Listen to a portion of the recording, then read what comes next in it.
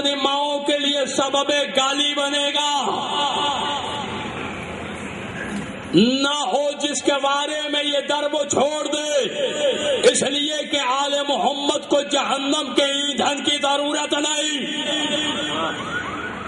اور یہ کیسے تیار ہو رہی ہے، اسے ممبر سے لے کر حوضہ علمیہ قوم تک اور یہی سے لے کر جامع ازہر مصر تک لے جانا میرے ان جملوں کو، اور چیلنج ہے عالم کو نہیں، علم کو چیلنج، علماء زمانہ کو چیلنج، مکتب تشیع اور مکتب تسنن کو چیلنج۔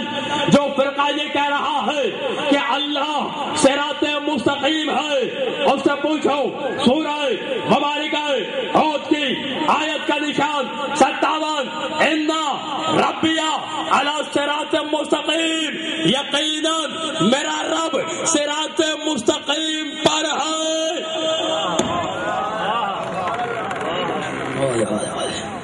حد ہو گئی میری جان۔ اور ہاں اِنَّ سورہ ہود آیت کا نشان 57، دوہرا دو ایک بار، کون سی سورہ؟ سورہ ہود آیت کا نشان 57۔ اور اپنی مرضی کے عالم سے ترجمہ کرا لینا، لیکن ہو عالم، مجمع باز نہیں ہو۔ ان ربی علی صراط مستقیم، یقیناً میرا رب صراط مستقیم پر ہے۔ تو بھائی اللہ بھی صراط مستقیم پر ہے۔ اب اللہ تو صراط مستقیم پر ہے، صراط مستقیم تو نہ ہوا۔ بس آپ کی خاموشی کا بہت شکریہ، لیکن آپ میں جو صاحبان معرفت ہیں، میرے مولا ان کی معرفت کو مزید بلندی عطا کرے۔ بات نتیجے کے قریب آ گئی، بس یہ سنو، اور کبھی بھی اگر یاد آ جاؤں تو مجھے اپنی دعاؤں میں یاد رکھنا۔ حلال زادوں کی امانت ان کے حوالے کر رہا ہوں، اور اپنے مولا کا حق نمک ادا کرنے کی کوشش کر رہا ہوں۔ ہے کیا صراط مستقیم؟ نہ کوئی نبی صراط مستقیم، نہ کوئی اولو العزم نبی صراط مستقیم، نہ میرا آخری نبی صراط مستقیم، نہ قرآن صراط مستقیم، حد ہو گئی، نہ خود اللہ صراط مستقیم۔ بس بات میں نتیجہ دوں اور گفتگو تمام۔ سورہ اچھا جاگنا، ویسے تو اس ذکر میں آنکھیں نہیں بند کرنی چاہیے، ہر چند کے ہمارے ہاں سونے پہ کوئی پابندی نہیں ہے، اس لیے کہ ہمارے ہاں تو جو سویا ہے وہ بھی اللہ کی رضائیں لے کے بیدار ہوا ہے۔ بہرحال نتیجہ دوں، اور میں سروں سے نہیں بلکہ دلوں سے گزرنے کا عادی ہوں۔ تب نتیجے کے منزل میں آپ کی ذرا سی توجہ۔ سورہ مبارکہ زخرف نے بتایا کہ صراط مستقیم کیا ہے، صراط مستقیم کون ہے، لیکن اس آیت کے ترجمے سے پہلے دو جملوں میں اس کا پس منظر بتا دوں تاکہ بات بچے کے دل میں بھی اتر جائے۔ پر ہجوم ہے محفل نبوت، بیٹھے بیٹھے مقاصد الہیہ کے ترجمان نے کہا کہ میرے صحابیوں، ابھی سب سے پہلے جو بھی مسجد میں داخل ہوگا وہ عیسیٰ ابن مریم کی شبیہ ہے۔ بات میں نے کہہ دی، آپ نے سن لی، لیکن ایک اضطراب مچ گیا، ایک ہلچل مچ گئی مسجد نبوی میں، اس لیے کہ رسول نے کیا کہا؟ کون ہے آنے والا؟ ابن مریم کی شبیہ۔ آنے والا کون ہے؟ ابن مریم کی شبیہ۔ بس دو جملوں کے بعد نتیجہ، آنے والا ابن مریم کی شبیہ ہے۔ ایک یہ سوچ رہا ہے کہ عیسیٰ تو نطفے سے نہیں، یہ کون ہے آنے والا جو نطفے سے بلند ہے؟ دوسرا یہ سوچ رہا ہے کہ عیسیٰ کی ماں تو طاہرہ ہے، یہ کون ہے آنے والا جس کی ماں بتول ہے؟ ایک یہ سوچ رہا ہے کہ عیسیٰ تو غیب کی خبریں بتاتا تھا، یہ آنے والا عالم الغیب کون ہو سکتا ہے؟ ایک یہ سوچ رہا ہے کہ عیسیٰ تو بیماروں کو شفا دیتا تھا، یہ آنے والا شافی کون ہے؟ ایک یہ سوچ رہا ہے کہ عیسیٰ تو ٹھوکر مار کر مردوں کو زندہ کر دیتا تھا، یہ آنے والا کون ہے؟ موت و حیات جس کی ٹھوکروں میں ہے۔ اور ایک یہ سوچ رہا تھا کہ عیسیٰ کو تو بندوں نے خدا کہا، یہ کون ہے آنے والا جو ہے بندہ لیکن کہا اسے خدا جائے گا؟ بس یہ ہلچل ہے، یہ مسجد نبوی میں جاری و ساری ہے۔ کچھ لوگوں نے اٹھنے کا ارادہ کیا کہ ہم اٹھ کر باہر جاتے ہیں، باہر سے واپس پلٹیں گے، ہم میں سے ہی کوئی ہوگا۔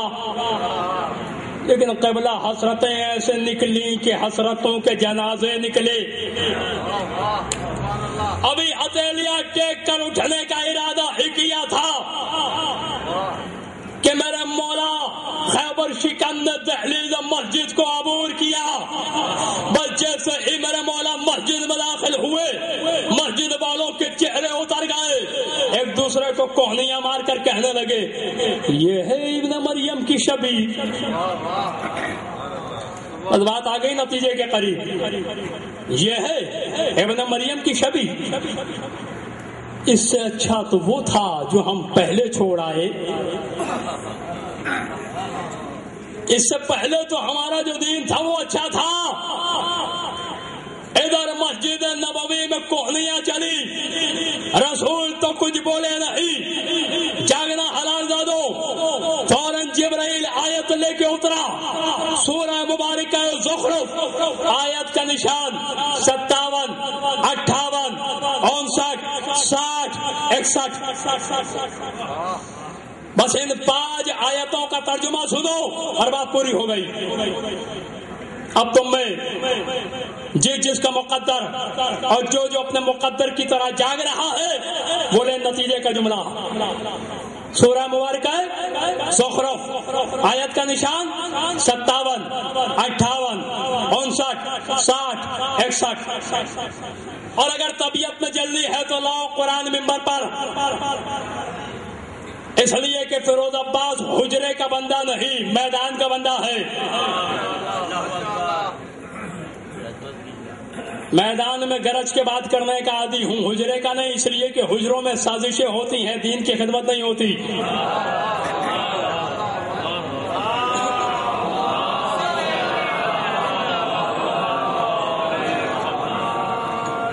اور علی پر جب بھی گفتگو ہو تو میدان میں ہونی چاہیے، اس لیے کہ رسول نے شریعت منبر پر دیا مسجد میں، لیکن علی میدان میں دیا۔ میں علی پر جب بھی گفتگو کرتا ہوں میدان میں کرتا ہوں، اس لیے کہ میں نے رسول سے علی میدان سے لیا ہے۔ میں رسول نے نماز مسجد میں دی ہے، روزہ مسجد میں دیا ہے، حج مسجد میں دیا ہے، سارے اعمال فروع دین مسجد میں دیے ہیں، لیکن علی میدان میں دیا ہے۔ بس ختم ہو گئے گفتگو، اور نتیجے کو میں یہاں تک لایا اس لیے کہ میں فراز ممبر سے یہ دیکھ رہا تھا کہ مسلسل سامعین آ رہے تھے، اور میں نے سوچا یہی تھا کہ نتیجہ تب دوں گا، بات تب پہنچاؤں گا، پیغام تب پہنچاؤں گا جب سارے جمع ہو جائیں۔ اور یہ میرا اپنا کوئی طریقہ نہیں بلکہ رسول سے سیکھا ہوا ایک سلیقہ ہے کہ جب کوئی اہم پیغام پہنچانا ہو تو جو موجود ہو انہیں انتظار کرنے دو، جو پیچھے چلے گئے انہیں آگے آنے دو، جو آگے چلے گئے انہیں آگے بلاؤ، جب سب جمع ہو جائے تو پیغام پہنچانا۔ تو بس عزیزوں، سورہ مبارکہ زخرف کی آیت کا نشان 57، 58، 59، 60، 61۔ اے میرے حبیب، جب آنے والے کی مثل بیان کی گئی کہ آنے والا ابن مریم کی شبیہ ہے، جب آنے والا آیا تو تیرے صحابیوں کے چہرے اتر گئے، ان کے چہرے اتر گئے، یہ کہنے لگے یہ ابن مریم کی شبیہ ہے، اس سے اچھے تو ہمارے وہ خدا تھے جو ہم پیچھے چھوڑ آئے۔ میرے حبیب سمجھاؤ انہیں رجب کی شبی صرف اس لیے قرار دیا تاکہ پچھلی امتوں پر حجت تمام ہو جائے، ورنہ کہاں عیسیٰ، کہاں علی، لیکن ہم نے مثال اس لیے دی کہ حجت تمام ہو جائے۔ اور اے میرے حبیب کہہ دو ان سے کہ اس آنے والے کی ذات میں شک نہ کریں، کیوں؟ ھذا صراط مستقیم، یہی تو صراط مستقیم ہے۔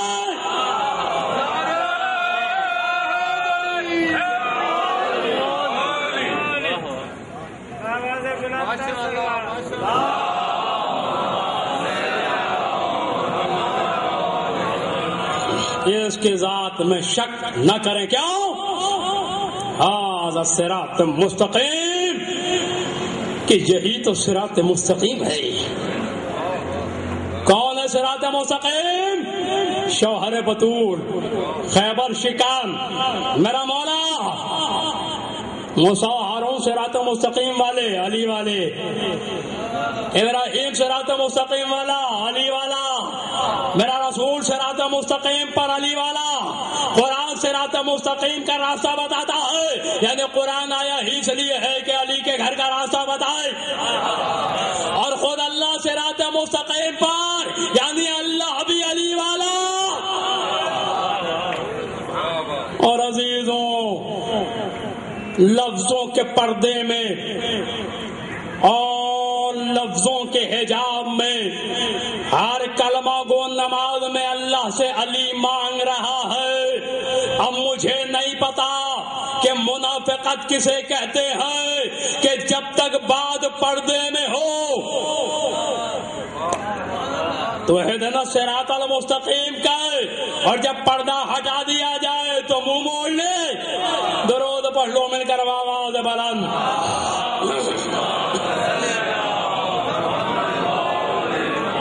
بس عزیزوں، اور کربلا کی جنگ صرف اور صرف علی کی ولایت پر تھی، صرف اور صرف کلمہ علی ولی اللہ پر تھی، ورنہ نماز ادھر بھی، نماز ادھر بھی، روزے دار ادھر بھی، روزے دار ادھر بھی، حاجی ادھر بھی، حاجی ادھر بھی۔ فرق کیا ہے کہ اکثریت کی اذانوں میں علی نہ تھا، اکثریت کے عقیدے میں علی نہ تھا، اور حسین کے ساتھ جو تھے وہ ولایت علی پہ کاربند تھے۔ عزیزوں، کربلا کی جنگ علی کی ولایت پہ ہے، اور عزت جو بڑی تھی تو مصیبت بھی بڑی تھی۔ نہ آل محمد کے فضائل کی کوئی حد ہے، اور نہ ان کے مصائب کی کوئی حد ہے۔ کربلا کا دردناک واقعہ کربلا، کربلا کے دردناک دنوں میں سب سے دردناک دن عاشور کا دن، اور عاشور کے دردناک اوقات میں سب سے دردناک وقت جب حسین ننھی سی لہد میں اصغر کو سلا کر خیمے میں آئے۔ کوئی جلدی نہیں ہے مجھے، بڑے سکون سے میں مصائب پڑھوں گا، اور جب میں کہوں گا اس وقت زیارت برآمد ہوگی، اس لیے کہ لاکھ دریا علم کے بہا دیے جائیں، اگر 4 آنسو نہ آئیں تو مجلس کی وارث بھی راضی نہیں ہوتی۔ درد کا ایک یا 2 گوشہ میں دکھاؤں گا، کوشش کرنا تمہاری آنکھوں میں آنسو آ جائے۔ حسین آئے ہیں خیمے میں، مجھ سے کہا گیا ہے سرکار سید الشہداء امام حسین کے مصائب پڑھوں۔ حسین آئے خیمے میں، بہن زینب مجھے پرانے لباس دو۔ لباس تبدیل کر کے حسین اس خیمے میں چلے جس خیمے میں بستر بیماری پر سید الساجدین تھے۔ قریب پہنچے اور کہا بیٹا اور کہا سجاد بیٹا آنکھیں کھولو، میرے لال کب تک سوتے رہو گے؟ میرے لال تم تو بضد تھے کہ بابا میرا کام بتا دو، اب کام کا وقت قریب ہے تو سو رہے ہو۔ سید سجاد نے آنکھیں کھولی، کوہنیوں کے بل اٹھ کے بیٹھنا چاہا، اٹھا نہ گیا۔ کہ پھوپھی اماں مجھے سہارا دے دو، مجھ سے اٹھا نہیں جاتا۔ ارے اسی لیے تو ہم گریا کرتے ہیں کہ جو عصر عاشور خود سے اٹھ کر بیٹھ نہیں سکتا تھا، وہ 11 محرم کو قیدی بنایا گیا۔ ہاتھوں میں ہتھکڑیاں، پیروں میں بیڑیاں، گلے میں توق خاردار، زینب نے سہارا دیا۔ سجاد سنبھل کر بیٹھے۔ حسین کہتے ہیں بیٹا سجاد کیا حال ہے؟ حسین کہتے ہیں بابا حال تو جو ہے وہ ہے، لیکن بابا دیکھو صبح سے یہ وقت ہو گیا، ابھی تک چچا عباس مجھے دیکھنے نہیں آئے، بابا ابھی تک بھیا علی اکبر مجھ سے ملنے نہیں آئے، بابا آج تو قاسم بھی نہیں آیا۔ زینب تو چپ رہی، مگر حسین ایک صابر باپ کا صابر بیٹا ہے۔ حسین کہتے ہیں میرے لال کسے پوچھتے ہو؟ اے بیٹا سب مارے گئے، سب شہید ہو گئے،